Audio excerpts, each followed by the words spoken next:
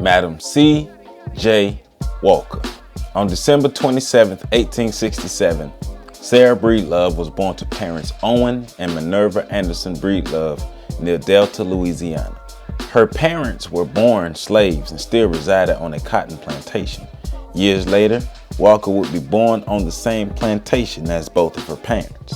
Walker was the Breedlove's fifth child and the first to be born free from slavery. Her mother would die in 1872 and her father would die a few years later, leaving Walker as an orphan by the age of 7. She moved to Vicksburg, Mississippi to live with her sister Luvinia, where she became a domestic worker and picked cotton to make money. She married Mr. Moses McWilliams at the age of 14 to escape the abuse she endured from Jesse Powell, her brother-in-law.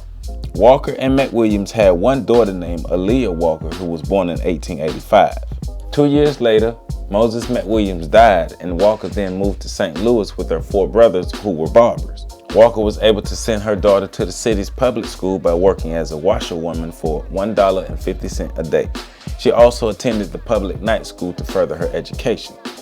Walker was being exposed to much more of what the world has to offer by becoming affiliated with women who attended St. Paul A.M.E. Church and the National Association of Colored Women. She would marry her second husband, Mr. John Davis, in 1894, but would leave him in 1903 before moving to Denver, Colorado in 1905.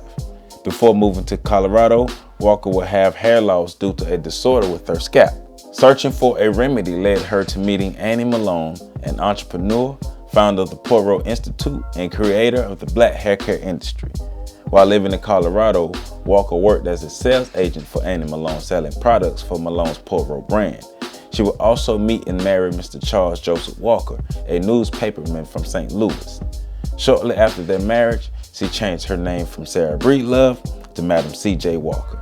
Her next step was to found her own hair care business and sold her first product, Madam Walker's Wonderful Hair Grower, a formula she said that came to her in a dream. Walker is known for inventing the straightening comb and the perm, but A.M.E. Malone created these products before Walker created her hair care products. Walker traveled door to door selling and promoting her products for a year and a half throughout the Southeast. In 1908, she moved to Pittsburgh, Pennsylvania, where she opened the Leela College, which trained her Walker hair culturist, in other words, her hair student. In 1910, she built a factory, beauty salon, and school in Indianapolis, Indiana. A year later, she was known nationwide for contributing $1,000 to fund the building of the YMCA designated for black people in the city. In 1913, Walker expanded her business throughout the Caribbean and Central America. Her daughter Aaliyah moved to New York and lived in a marvelous townhouse and operated out of a salon designed by black architect Vertner Tandy. Walker would move to New York in 1916, allowing Ransom and Alice Kelly to operate her company in Indianapolis.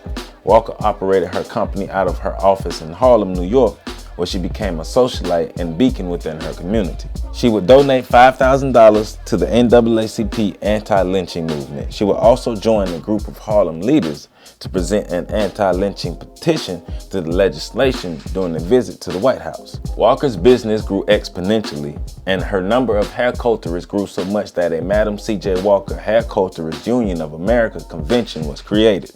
The convention was held in 1917 and was one of the largest business women conventions in the country. Walker did not allow her success or admiration for the American dream to blind her from the oppression her people faced. In the conversation about her success and racism, Walker stated, "This is the greatest country under the sun, but we must not let our love of country or patriotic loyalty call us to abate one whit in our protests against wrong and injustice. We should protest until American sense of justice is so aroused that such affairs as the East St. Louis riot will forever be impossible." She would die of hypertension in 1919 at the age of 51 at her New York estate she built for herself. At her death, Walker's company was worth $1 million and her personal net worth was around $700,000, making her one of the first American women to become a millionaire. Walker left 1/3 of her estate to her daughter Aaliyah.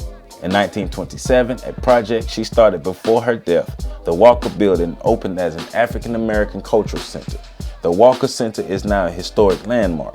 In 1998, Walker became a part of the Black Heritage series by being depicted on a U.S. postage stamp.